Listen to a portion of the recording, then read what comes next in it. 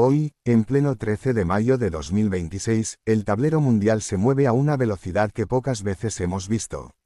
Mientras tú escuchas esto, el presidente de Estados Unidos, Donald Trump, ya ha aterrizado en Pekín. El Kremlin presume de haber lanzado el misil más temido del planeta. Soldados de la Organización del Tratado del Atlántico Norte pisan suelo serbio por primera vez en la historia. Irán amenaza con cruzar la última línea roja nuclear, y Naciones Unidas atraviesa la crisis más profunda desde su fundación. Respira hondo, porque vamos a recorrer todo esto con calma, pero sin perder ni un solo detalle de lo que importa. Empecemos por Pekín, porque ahí se está cocinando, posiblemente, la cumbre más decisiva de la década. Donald Trump acaba de bajarse del Air Force One para reunirse durante 2 días con Xi Jinping, en lo que es el primer encuentro cara a cara entre ambos desde 2017.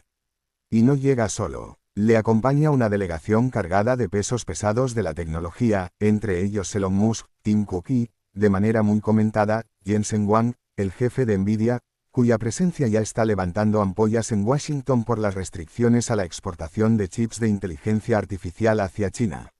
Sobre la mesa hay 4 grandes temas, todos ellos con potencial para sacudir el orden mundial. El primero, el comercio. El segundo, la carrera por dominar la inteligencia artificial. El tercero, Taiwán, donde se especula con la posibilidad de que Trump suavice su postura sobre la venta de armas a la isla, algo que sería un giro de 180 grados respecto a la política tradicional estadounidense. Y el cuarto, quizá el más urgente, el conflicto con Irán y la reapertura plena del estrecho de Hormuz, donde Pekín tiene una influencia que Washington necesita desesperadamente. Si Trump consigue arrancarle así un compromiso para presionar a Teherán, podríamos estar ante el mayor reequilibrio diplomático del año. Si no, esta cumbre se quedará en fotos, sonrisas y pocas certezas. Y hablando de Teherán, ahí tenemos el segundo gran frente caliente. Irán acaba de lanzar una advertencia que ha hecho temblar a las cancillerías europeas. El gobierno persa ha anunciado que está dispuesto a acelerar el enriquecimiento de uranio hasta niveles de grado armamentístico si vuelve a recibir un ataque. La amenaza llega después de que Donald Trump calificara de basura, literalmente, la propuesta de paz de 14 puntos que se estaba negociando entre bastidores. El alto el fuego, que nunca terminó de consolidarse tras los bombardeos conjuntos de Estados Unidos e Israel del pasado febrero, está colgando de un hilo finísimo. En el Pentágono ya se habla abiertamente de reanudar operaciones de combate de gran escala, y la región contiene la respiración. Recordemos que el conflicto iraní ha trastocado las cadenas de suministro globales hasta el punto de que algunas industrias asiáticas están racionando tinta y materias primas básicas. La guerra, aunque parezca lejana, está tocando ya el bolsillo y la vida cotidiana de medio planeta. Saltamos ahora a Moscú, porque Vladimir Putin ha vuelto a sacar músculo de la manera que mejor sabe. Rusia ha completado con éxito una prueba de su misil balístico intercontinental Sarmat, un coloso con capacidad nuclear que el propio Putin ha descrito como el más poderoso del mundo, con un rendimiento de ojiva hasta 4 veces superior al de cualquier equivalente occidental. Y aquí el contexto lo es todo. Esta prueba llega después de la expiración, el pasado febrero, del Tratado de Reducción de Armas Estratégicas conocido como Nuevo START, lo que deja al planeta sin ningún acuerdo bilateral entre las dos grandes potencias nucleares por primera vez desde la Guerra Fría. Es una señal directa, casi un mensaje en clave, dirigida a Washington y a la propia cumbre que se celebra estas horas en Pekín. Putin recuerda al mundo que, mientras Trump y Xi negocian, Moscú sigue jugando en su propia liga. Pero hay más sorpresas desde Rusia, y de las que dejan sin palabras. Una investigación periodística de gran calado ha revelado que el barco ruso Ursa Major, que se hundió frente a las costas de España en diciembre de 2024, probablemente llevaba a bordo 2 reactores nucleares destinados a submarinos norcoreanos. Los datos apuntan además a explosiones posteriores al hundimiento, presuntamente causadas por un buque espía ruso enviado para borrar las pruebas. Si se confirma, estaríamos ante una violación flagrante de las sanciones internacionales contra Corea del Norte y ante una nueva pieza del puzzle que conecta a Moscú, Pyongyang y Teherán en un eje cada vez más coordinado. Y ya que mencionamos el Mediterráneo, hagamos parada en Grecia, donde el Ministerio de Defensa ha confirmado el hallazgo de un dron marítimo no tripulado cargado con explosivos en la isla de Leucade. El aparato, de tipo Magura, es de fabricación ucraniana, y su aparición en aguas griegas ha sido calificada como una amenaza grave a la navegación civil en todo el Mediterráneo oriental. Atenas exige explicaciones a Kiev, y Bruselas mira con preocupación cómo la guerra de Ucrania empieza a dejar restos físicos en rincones cada vez más alejados del frente. Nos vamos ahora a los Balcanes, donde se ha producido un hecho histórico que pocos habrían imaginado hace apenas una década. Serbia y la Organización del Tratado del Atlántico Norte han comenzado sus primeros ejercicios militares conjuntos. Las maniobras, que durarán 2 semanas, se desarrollan en la base Ya y en el campo de entrenamiento de Borovac, muy cerca de la línea administrativa con Kosovo, e involucran a unos 600 soldados procedentes de Serbia, Italia, Rumanía y Turquía. Para entender el peso simbólico de esto hay que recordar que apenas hace 26 años la propia Alianza Atlántica bombardeaba Belgrado. Que hoy soldados serbios y aliados compartan trinchera de entrenamiento es una señal poderosa de que el mapa balcánico está cambiando, lentamente pero sin pausa, y que la influencia tradicional de Moscú sobre Belgrado se va diluyendo bajo el peso de la realidad económica y de seguridad europea. Y de Belgrado nos vamos a Londres, donde la política interna está dando un vuelco que tiene implicaciones internacionales. El primer ministro británico, Keir Starmer, enfrenta una rebelión abierta dentro de su propio partido laborista después de perder cerca del 20% de los votos en las recientes elecciones locales frente al partido Reforma Reino Unido, liderado por Nigel Farage. Varios ministros y asesores de alto nivel han presentado su dimisión, y el gobierno británico se tambalea en un momento clave para Europa, justo cuando se redefine la relación transatlántica y cuando el continente busca consolidar una postura común frente a Rusia, China e Irán.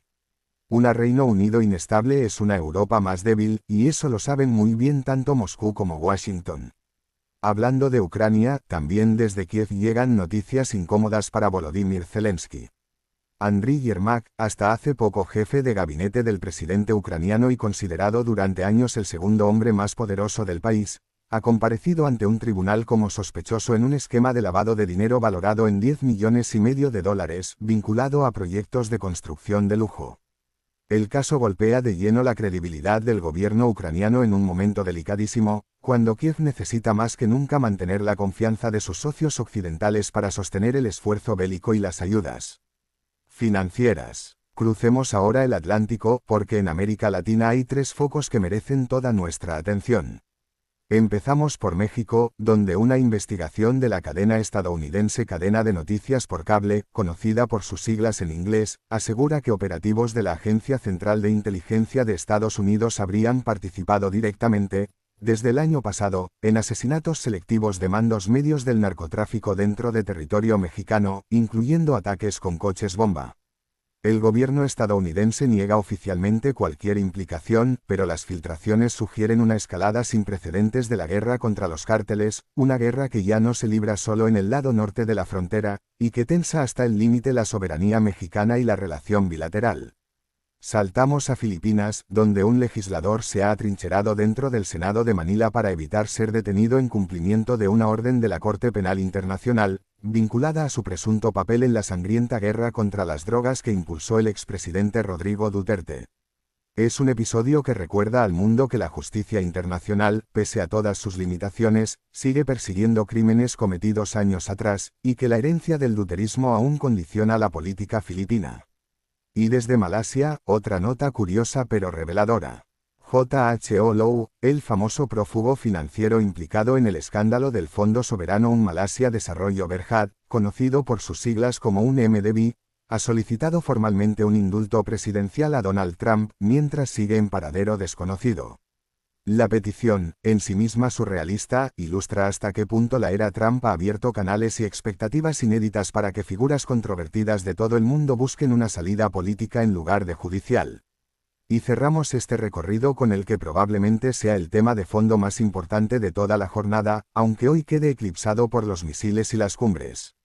La Organización de las Naciones Unidas enfrenta el mayor número de conflictos simultáneos desde el final de la Segunda Guerra Mundial, una crisis financiera que amenaza con la quiebra operativa, y al mismo tiempo está en plena carrera para elegir al sucesor de Antonio Guterres, cuyo mandato expira el 31 de diciembre. Los nombres sobre la mesa son de peso. Rafael Grossi, argentino, actual director del Organismo Internacional de Energía Atómica, con un perfil técnico y diplomático muy reconocido. Rebecca Greenspan, costarricense, secretaria general de la Conferencia de las Naciones Unidas sobre Comercio y Desarrollo. Michelle Bachelet, chilena, expresidenta y exalta comisionada para los derechos humanos. Macky Sall, exmandatario senegalés con fuerte respaldo del bloque africano. Y la sorpresa de última hora, María Fernanda Espinosa, ecuatoriana, que se acaba de incorporar como quinta candidata. La elección no es un trámite. Quien gane heredará una organización al borde del colapso, presionada por Washington, ignorada por Moscú, instrumentalizada por Pekín y cuestionada desde dentro por la mitad de sus miembros. Lo que se decida en los próximos meses marcará si el multilateralismo, tal como lo conocemos, sobrevive o se transforma en algo radicalmente distinto. Y este es el mapa del mundo en el día de hoy. Un planeta donde la diplomacia y la disuasión nuclear caminan de la mano, donde viejos enemigos se entrenan juntos y antiguos aliados se distancian, donde la inteligencia artificial pesa tanto como las cabezas nucleares en las agendas de los líderes, y donde una sola conversación entre dos hombres en Pekín puede redibujar las líneas del poder global. La geopolítica nunca duerme, y nosotros tampoco. Mañana volveremos a estar aquí, contándote lo que pasa y, sobre todo, ayudándote a entender por qué pasa. Cuídate, mantente informado y hasta la próxima.